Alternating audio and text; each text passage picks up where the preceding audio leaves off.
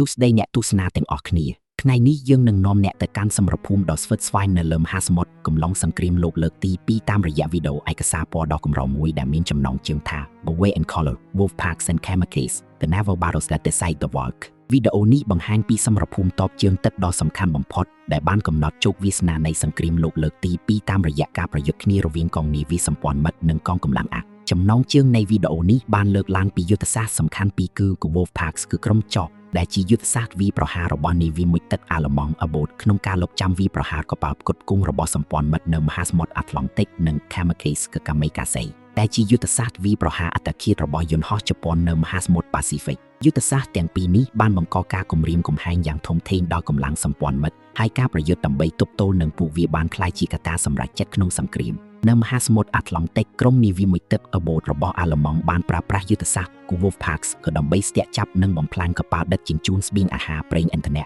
និងសម្ភារយោធាពីសហរដ្ឋអាមេរិកទៅកាន់អឺរ៉ុបការវាយប្រហារទាំងនេះបានធ្វើឲ្យខូចខាតយ៉ាងធ្ងន់ធ្ងរដល់ខ្សែផ្គត់ផ្គង់របស់សម្ព័ន្ធមិត្តហើយប្រសិនបើគ្មានការទប់ទល់ដោយជោគជ័យទេចាត់ភពអង់គ្លេសអាចនឹងត្រូវខ្វះខាតសម្ភារៈនិងបរាជ័យក្នុងសង្គ្រាមការប្រយុទ្ធប្រឆាំងនឹង Wolfpacks ក៏បានក្លាយជាការប្រកួតប្រជែងដ៏ស្មុគស្មាញរវាងបច្ចេកវិទ្យាយុទ្ធសាស្ត្រនិងភាពក្លាហានរបស់នាវិកទាំងសងខាងការអភិវឌ្ឍបច្ចេកវិទ្យារ៉ាដាកូដបំបែក Enigma និងការប្រើប្រាស់នាវីប្រឆាំងនាវីមួយទឹកបានជួយសម្ព័ន្ធមិត្តបង្វែរស្ថានភាពនិងទទួលបានគុណសម្បត្តិនៅទីបំផុតការប្រយុទ្ធនៅអាត្លង់តិកបានបង្ហាញពីសារៈសំខាន់នៃការដឹកជញ្ជូនតាមសមុទ្រនិងភាពចាំបាច់ក្នុងការការពារខ្សែផ្គត់ផ្គង់ដែលជាមេរៀនដ៏សំខាន់សម្រាប់យុទ្ធសាស្ត្រយោធាសម័យទំនើបនៅមហាសមុទ្រប៉ាស៊ីហ្វិកយុទ្ធសាស្ត្រ Kamikazes គឺរបស់ជប៉ុនបានបង្កការភ្ញាក់ផ្អើលនិងការភ័យខ្លាចយ៉ាងខ្លាំងដល់កងនាវីសម្ព័ន្ធមិត្តយន្តហោះជប៉ុនបានបើកបរចូលបុកនាវីផ្ទុកយន្តហោះនិងនាវីចម្បាំងរបស់អាមេរិកដោយចេតនាដើម្បីបង្កការខូចខាតឥតបរមាការវាយប្រហារអត្តឃាតទាំងនេះបានធ្វើឲ្យកងនាវីអាមេរិកខាតបង់យ៉ាងធំធេងទាំងមនុស្ស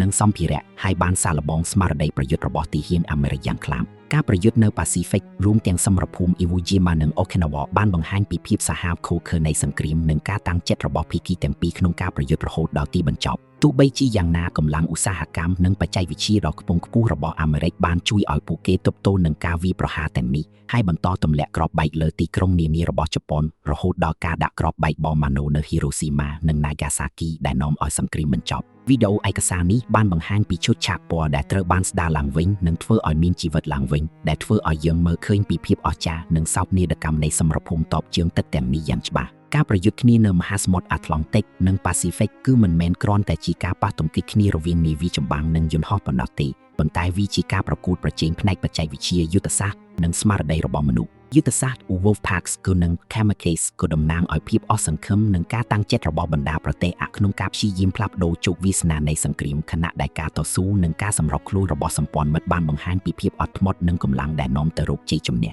វីដេអូនេះគឺជាកំណប់ទ្រព្យប្រវត្តិសាស្ត្រដ៏មានតម្លៃសម្រាប់អ្នកដែលចង់ស្វែងយល់ពីសមរភូមិដ៏សំខាន់ទាំងនេះសូមអរគុណដែលបានតាមដានសូមចុច Like Share និង Subscribe ដើម្បីទទួលបានវីដេអូថ្មីបន្ថែមទៀត